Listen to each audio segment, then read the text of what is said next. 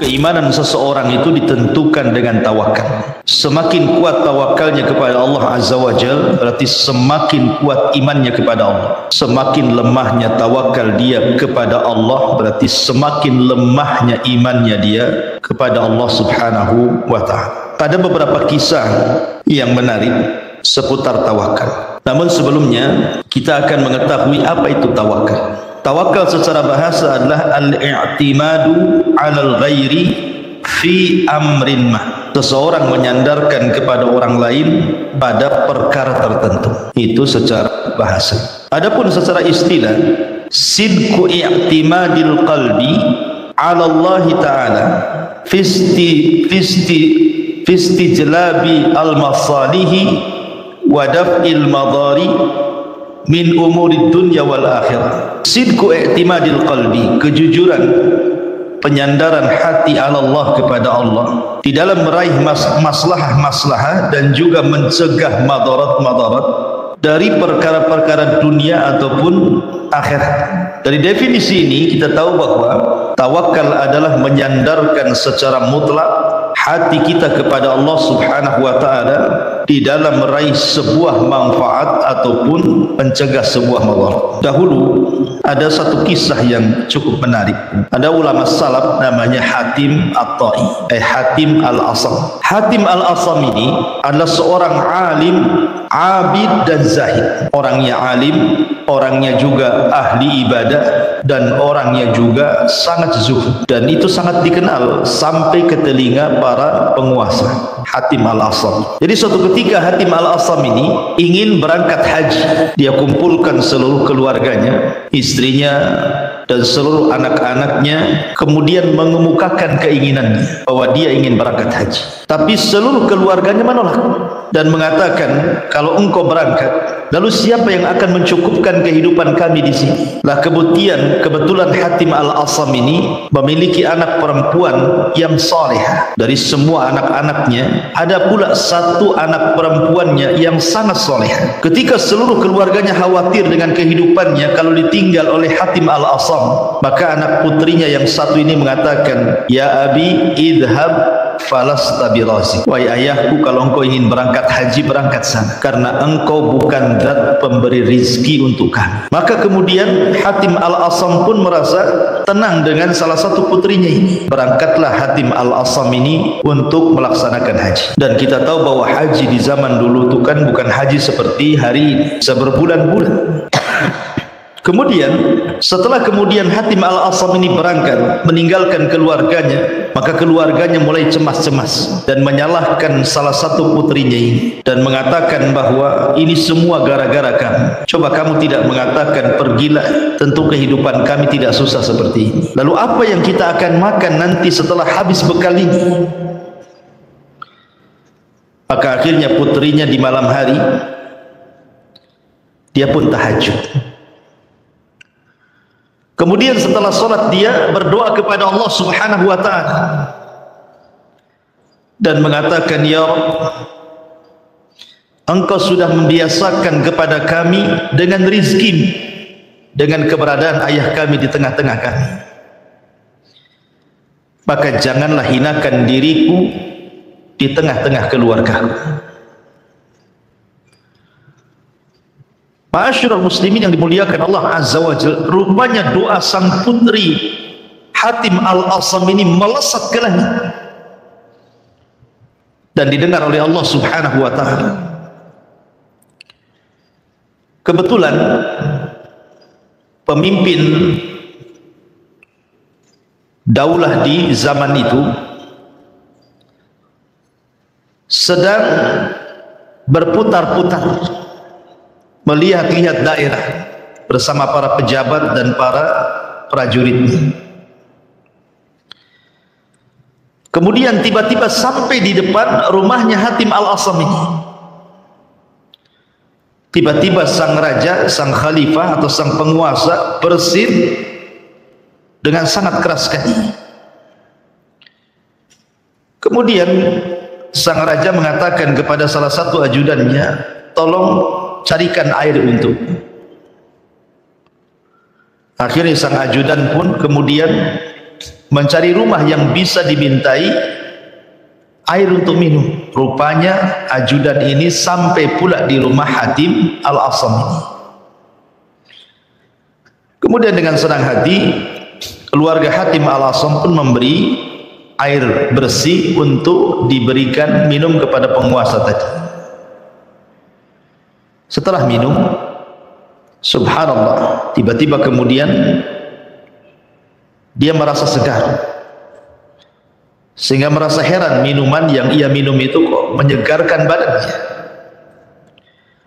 Akhirnya sang penguasa mengatakan, ini air dari mana kau ambil?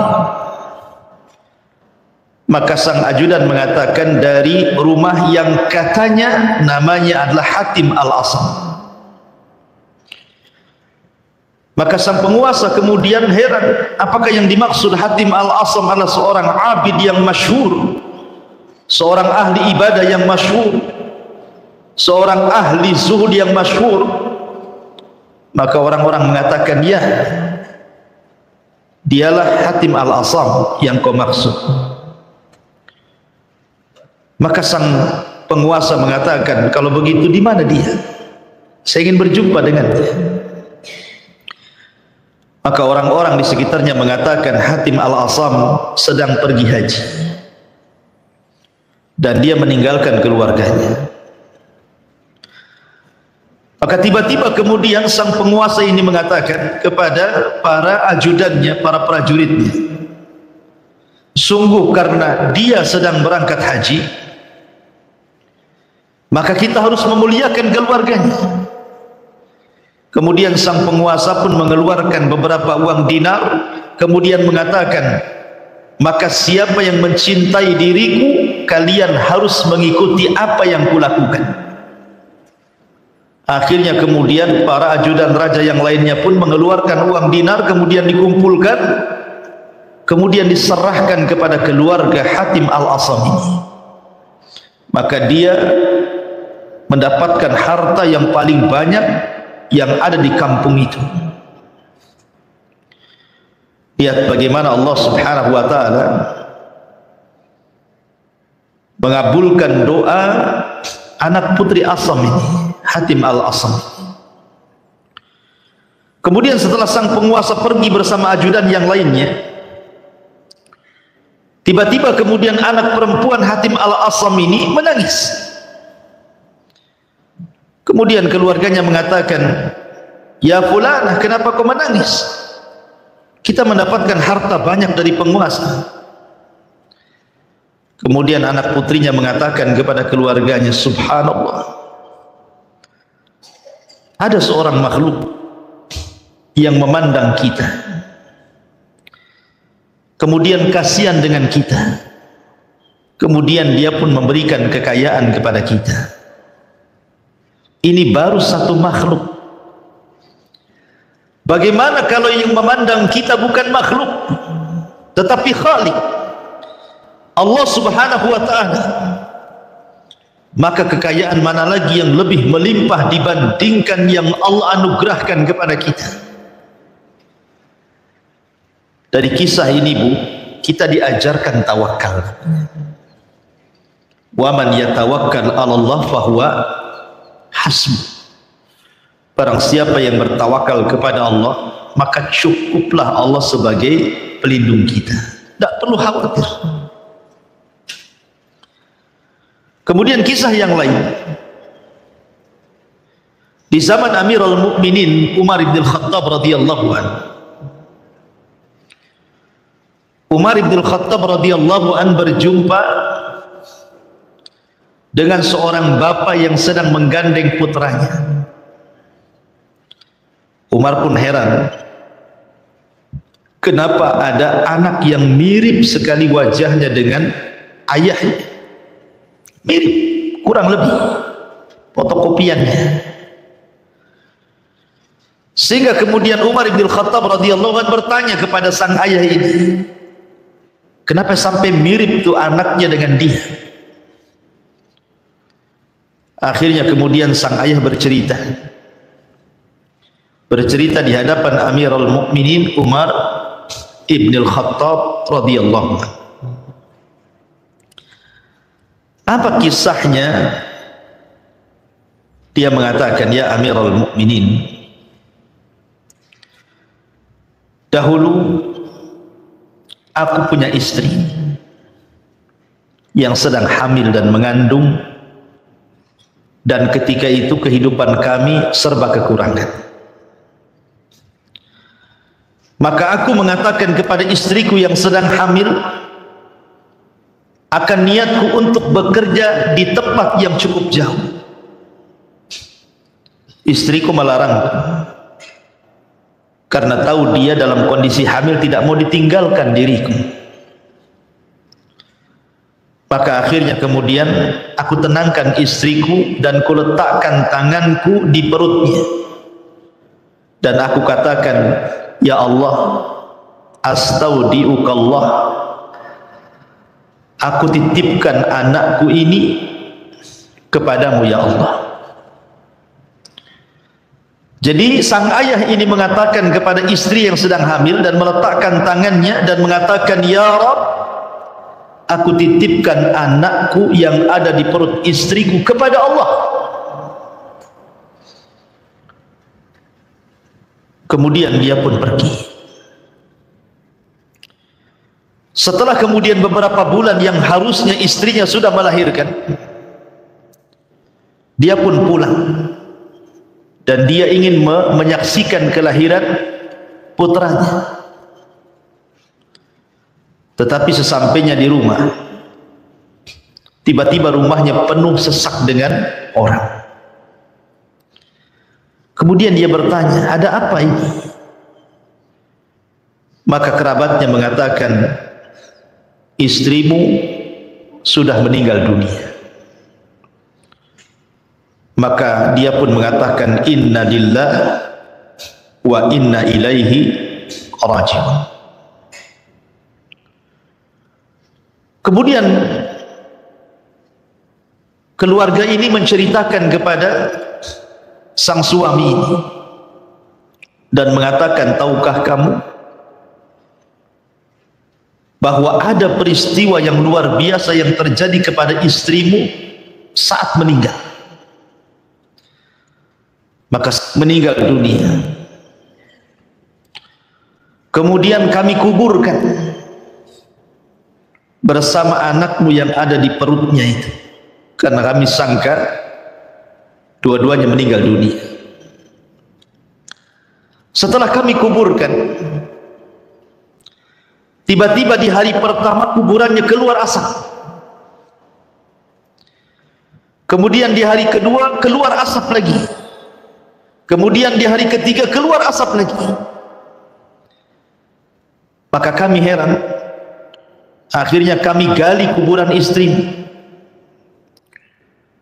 Rupanya setelah kami gali sampai akhirnya kemudian sampai di dasar lahat.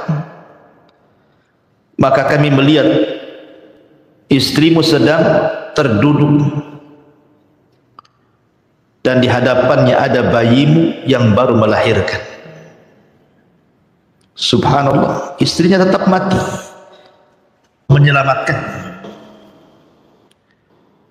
Dan tidak pernah menyanyiakan kepada siapapun yang menyandarkan permasalahan. Ada seorang laki-laki dari Bani Israel yang selalu menghina Nabi Musa. Jadi ada dengan ucapan yang maha menyakitkan Nabi Musa alaihi salatu wassalam dan mengatakan, kenapa mesti Musa yang jadi nabi? Kenapa mesti Musa yang bicara dengan Allah? Musa manusia, bukan malaikat. Akhirnya Musa pun emosi. Namanya manusia juga Nabi Musa itu, bukan malaikat, emosi juga. Marah dia. Akhirnya dia berdoa kepada Allah Subhanahu wa taala. Kemudian Allah mengatakan, ya Musa, engkau tidak tinggal perintahkan gunung timpakan kepada orang yang mengolok-olok kamu. Atau engkau tinggal perintahkan bumi suruh telan orang itu?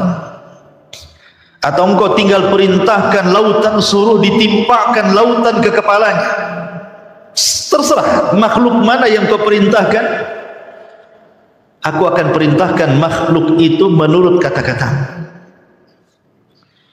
Akhirnya kemudian Nabi Musa pun agak tenang.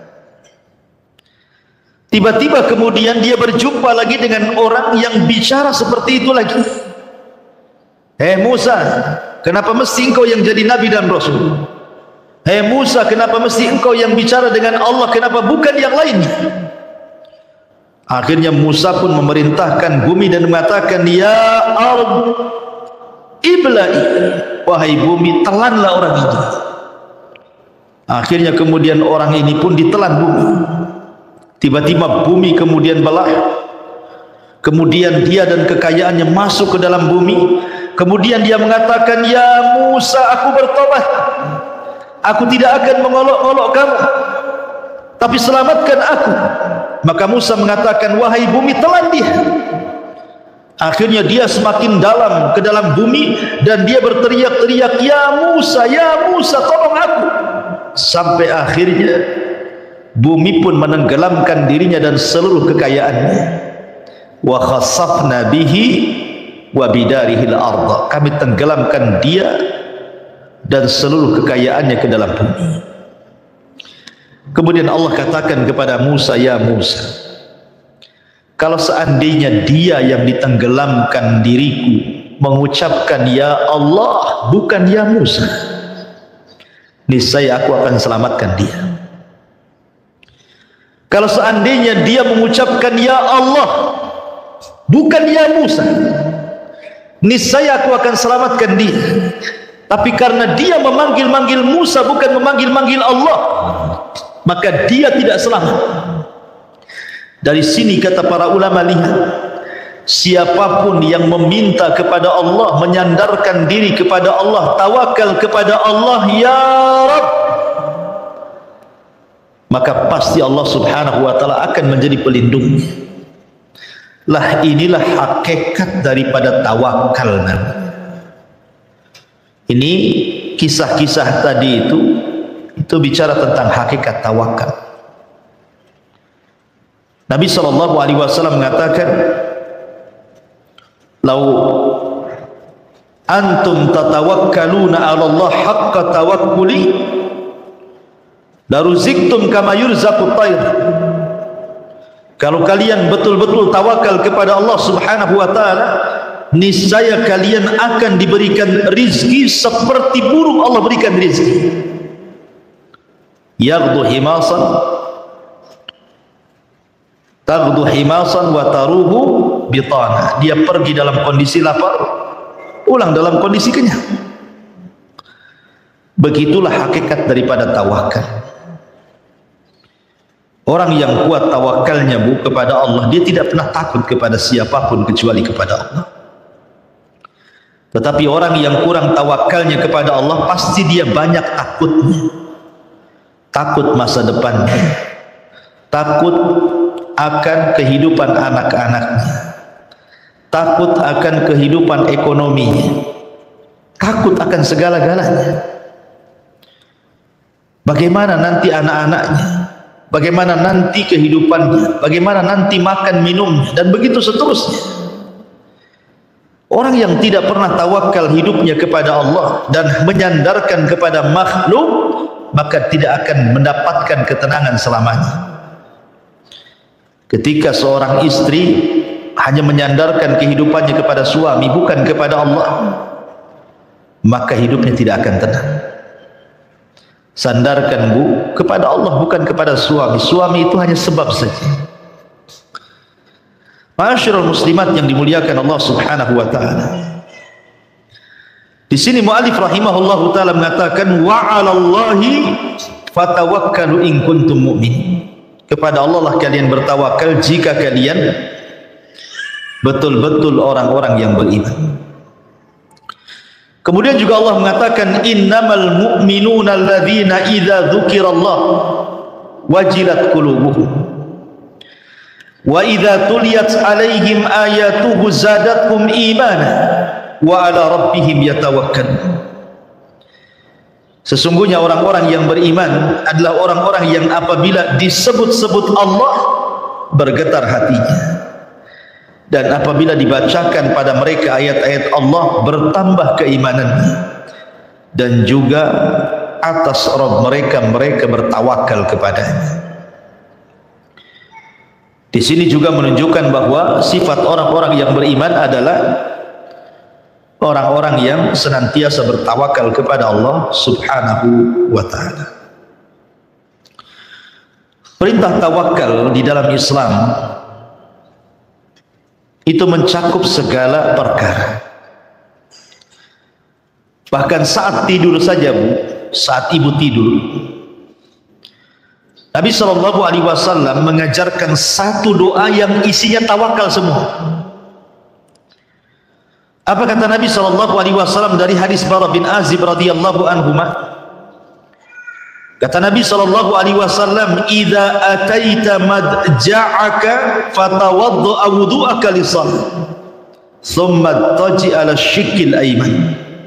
Kata Rasul, apabila engkau hendak pergi ke pembaringan, ke tempat tidur, berwudulah seperti wudumu untuk salat, kemudian berbalinglah ke lambung sebelah kanan.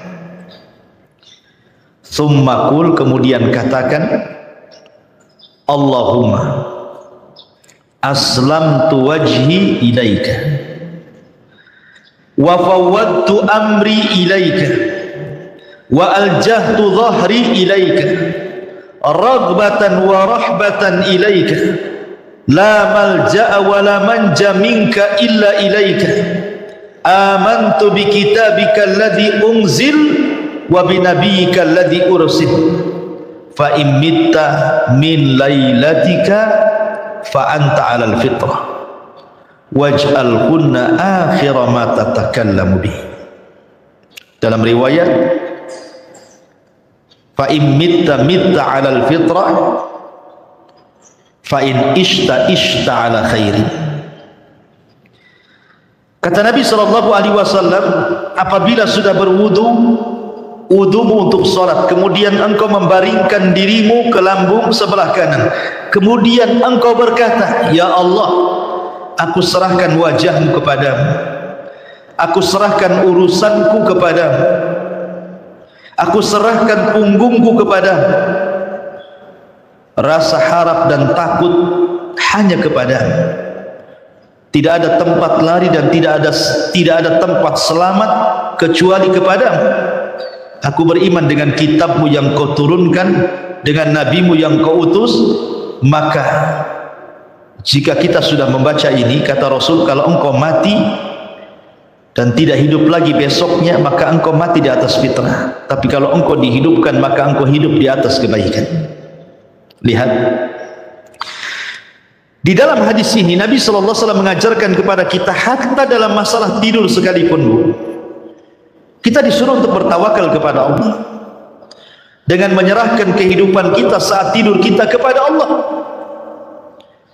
Dan siapapun yang bertawakal saat tidurnya, kemudian Allah takdirkan di pagi harinya dia meninggal dunia, maka dia meninggal di atas fitrah. Artinya fitrah tanpa dosa, husnul khatimah. Tapi kalau dia dihidupkan kembali oleh Allah di pagi harinya, maka Allah berikan kehidupan yang baik kepadanya. Lihat bagaimana buah daripada tawakal. Tidur saja kalau kita bertawakal, maka kita kalaupun meninggal di atas kebaikan, kalaupun hidup di atas kebaikan juga. Luar biasa. Termasuk juga kalau kita keluar rumah, kata Nabi SAW, "Idza kharaja ar-rajulu min baitihi faqala bismillah tawakkaltu 'ala Allah, la haula wala quwwata illa billah." Apabila seseorang keluar dari rumahnya kemudian mengucapkan bismillah tawakkaltu 'ala Allah, la haula wala quwwata illa billah, bismillah dengan menyebut nama Allah, aku bertawakal kepada Allah karena tidak ada daya dan kekuatan kecuali milik Allah. maka akan dikatakan kepada orang ini, hudita wa kufita wa wukita, maka engkau akan diberikan hidayah, engkau akan dicukupi, dan engkau akan dihindarkan dari keburukan syaitan. Subhanallah. Ibu kalau keluar rumah nih, kayak sekarang nih, bukan keluar dari rumah ke pengajian, kita kan tidak tahu kondisi rumah seperti apa, Bu, ya. Boleh jadi rumah itu kemalingan, boleh jadi rumah itu kebakaran, lupa mungkin matiin kompor, boleh jadi juga kebakaran karena korsleting listrik gitu ya, boleh juga karena mungkin ada musibah, ada gempa, ada apa, kita tidak tahu, kan. Kita meninggalkan rumah walaupun tidak jauh ke pasar, ke pengajian, kita tidak tahu kondisi rumah, kan. Yang bisa menjaga rumah kita hanyalah Allah. Makanya kenapa kita dianjurkan untuk menyerahkan rumah kita kepada Allah saat kita pergi, kan, supaya rumah kita tidak diberikan keburukan, dan kita pun yang keluar rumah diberikan hidayah, dicukupi dan dijauhkan dari gangguan syaitan. Dan itu buah daripada tawakal. Luar biasa gitu ya. Masyarul muslimat yang dimuliakan Allah Azza wa Jalla. Kemudian Allah juga mengatakan, ya ayyuhan nabi hasbukallah wa manittaba'aka minal mu'minin. Wahai nabi, cukuplah untukmu Allah sebagai pelindungmu dan orang yang mengikutimu dari orang-orang yang beriman. 3 ayat pertama ini dicantumkan oleh mu'alif rahimahullahu ta'ala dalam bab tawakal, menunjukkan bahwa tawakal itu ada erat kaitan dengan keimanan, gitu ya, Bu, ya. Jadi kalau ibu makin kuat tawakalnya, berarti makin kuat imannya. Ketika ibu makin lemah tawakalnya, berarti lemah imannya.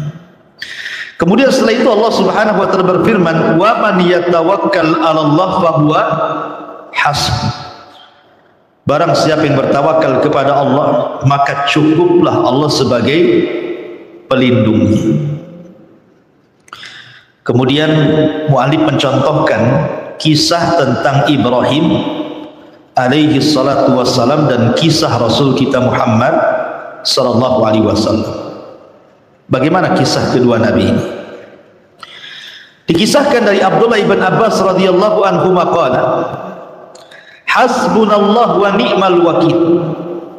Qalaha Ibrahim sallallahu alaihi wasallam hina ulqiya finnar, wa qalaha Muhammadun sallallahu alaihi wasallam hina qalu lahu innan nasa qad jama'u lakum fahshawhum fazadahum imana wa qalu hasbunallah wa ni'mal wakil. Rawahul Bukhari wa Muslim.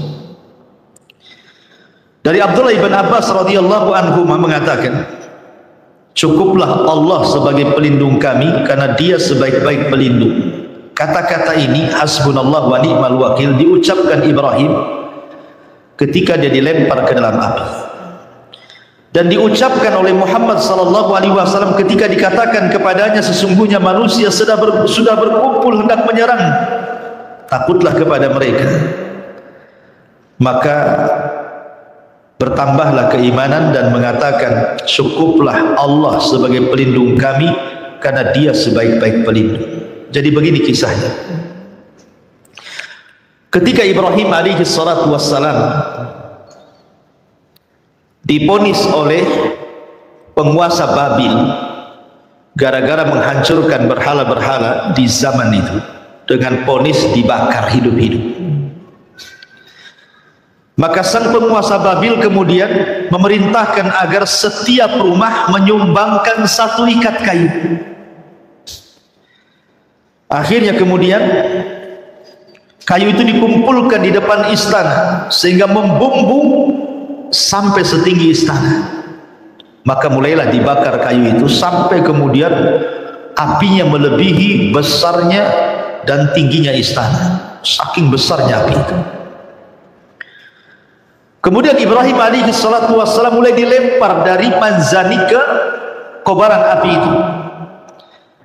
Saat melayang-layang Ibrahim di antara ketapel besar dan juga bara api yang siap menelannya, tiba-tiba para malaikat sudah siap untuk menolong Ibrahim. Bahkan pemimpin para malaikat Jibril dan juga Mikail menawarkan pertolongannya. Kemudian dikatakan kepada Ibrahim oleh malaikat ini, "Ya Ibrahim, mintalah pertolongan kepada aku," kata Jibril.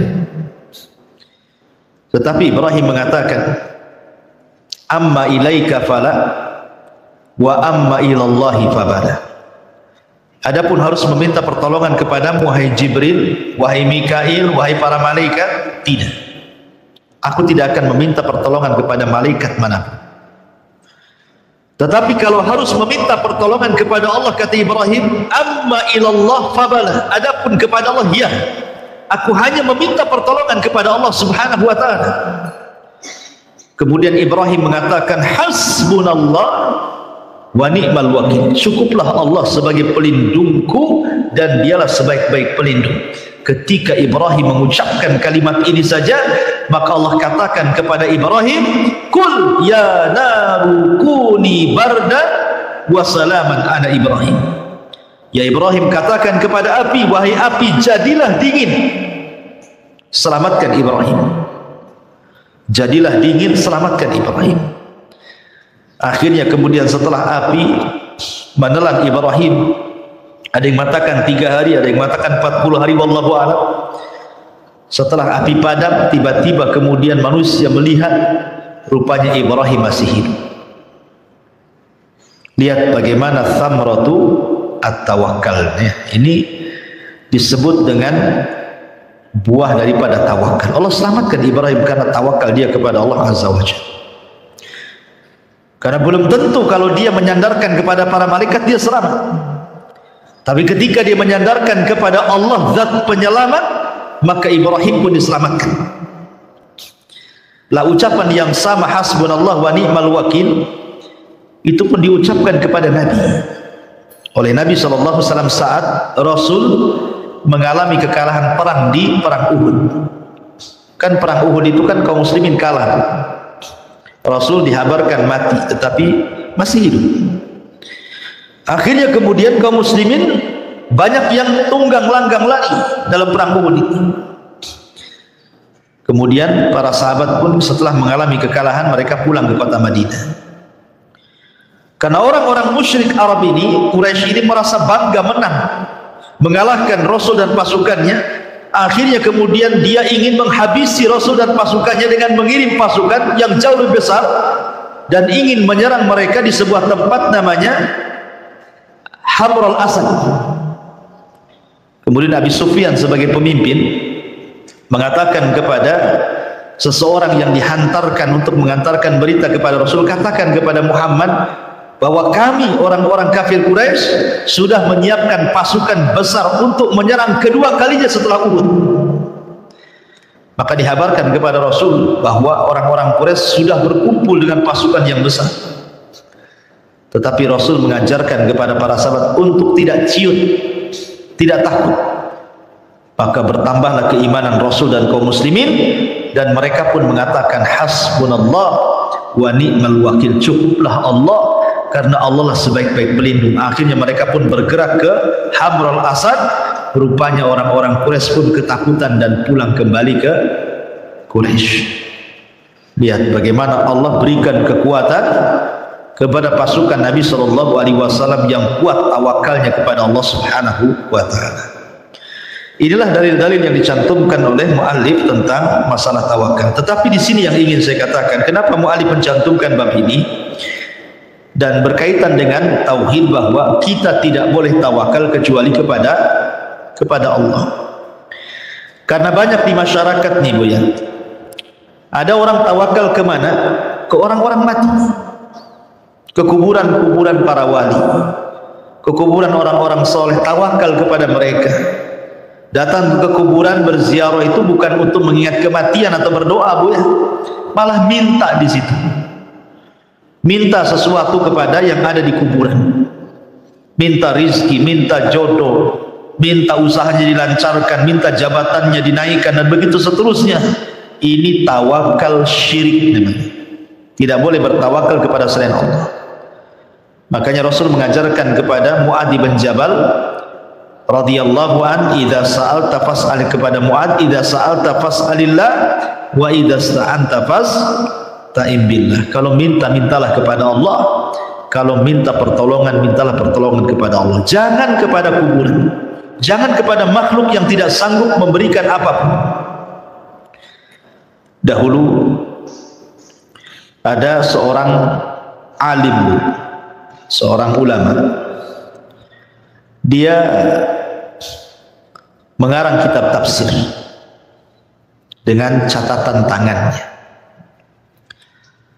Setelah selesai, dia mencatat dengan tangannya kitab tafsir ini. Jadi dia ingin mencetaknya dalam bentuk cetakan, bukan tulisan tangan.